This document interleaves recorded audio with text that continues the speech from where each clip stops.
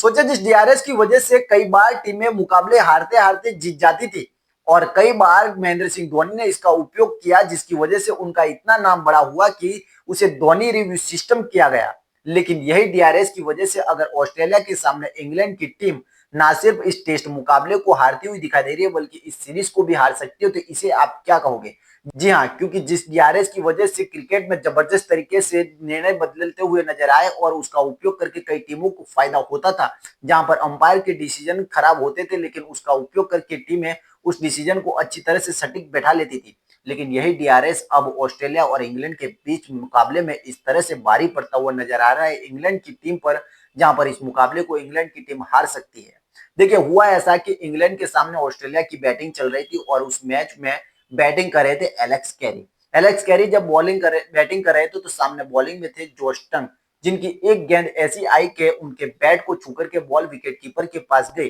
Wicket keeper ने Jimmy Smith ने appeal की कि ये खिलाड़ी आउट है, लेकिन अंपायर को शायद ये बात सुनाई नहीं दी और इतना जोर था, इतना शोर था मैदान पर कि उनकी आवाज वहां तक पहुंच नहीं पाई।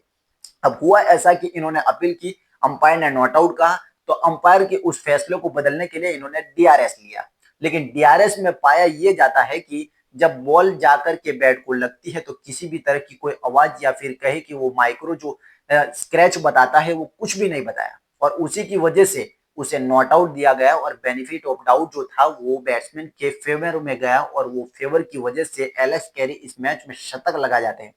और वहीं पर ऑस्ट्रेलिया के सामने पहली बार ऐसा हुआ इस सीरीज में कि इंग्लैंड की टीम फ्रंट फुट पर थी लेकिन अचानक से जैसे ही वो नॉट आउट आया उसके बाद उन्होंने शतक लगाया और मैच का पूरा पासा जो था वो बदल सा गया। और जिस कंपनी ने इस डीआरएस सिस्टम को वहां पर इस मैच में लगाया था उनका कहना था कि ऐसा कुछ भी नहीं था, हम इसकी जांच कर रहे हैं, लेकिन इस जांच की वजह से अगर इंग्लैंड की टीम इस सीरीज को हार जाती है, इस मुकाबले को हार जाती है, तो फिर इसे आप क्या कहोगे? जहां पर इस मुकाबले को जीत करके इंग्लैंड की टीम 2-1 से इस मैच में अपने नाम करना चाहती थी, जहां पर अगर ये हार जाते हैं तो 3 मैच हो जाएंगे और तीनों मैच में हार जाएंगे तो पीछे के 2 मुकाबले में तो कोई बात रहेगी नहीं। लेकिन इस डीआरएस की एक गलती की वजह से उनको जो सेंचुरी लगी और उस सेंचुरी की वजह से टीम पिछड़ती हुई नजर आ रही है और इस मुकाबले को भी हारने के लिए पूरी तरह से तैयार है। लेकिन सबसे बड़ी बात यह रही इस डिसीजन की कि एलेक्स कैरी, जिनको मालूम था कि मैं आउट था, लेकिन उसके बावजूद भी वो ग्राउंड से बाहर नहीं गए और डीआरएस का जब उन्होंने उपयोग किया उसमें नॉट आउट दिखाया, फिर भी उन्होंने ये नहीं कहा कि मैं आउट था।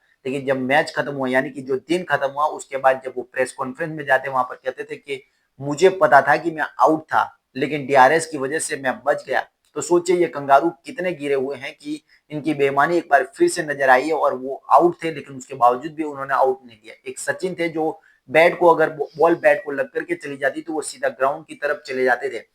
लेकिन ये ऑस्ट्रेलिया है जहां हर बार कुछ न कुछ करती रहती है और इस बार भी उन्होंने किया और जहां पर ये प्लेयर आउट था, जहां पर आउट होने की बजाय ये खिलाड़ी खेलता रहा और सेंचुरी लगाया और सामने वाली टीम को अब हारने पर मजबूर कर दिया है। तो सोचिए एक डीआरएस जो बहुत अच्छा साबित होता था क्रिकेट में और डीआरएस की वजह से कई मुकाबले, हारे हुए मुकाबले उपयोग करके टीमें जीत जाती थी। लेकिन आज एक ऐसा दिन आया जहां पर इस कंट्रोवर्सी के कारण इंग्लैंड की टीम मैच हारता हुए दिखाई दे रही है, सीरीज भी हार सकती है, 3-0 से पिछड़ सकती है। तो ऑस्ट्रेलिया के सामने ये मुकाबला जबरदस्त तरीके से टर्निंग ग्राउंड पर खड़ा हुआ है। क्या इस मुकाबले में अब इंग्लैंड वापसी कर सकती है इस गलत डिसीजन के बाद? और साथ में आईसीसी इस जो ये जो कंपनी है इस पर कोई जुर्माना लगाती है या नहीं, ये देखने वाली बात होगी।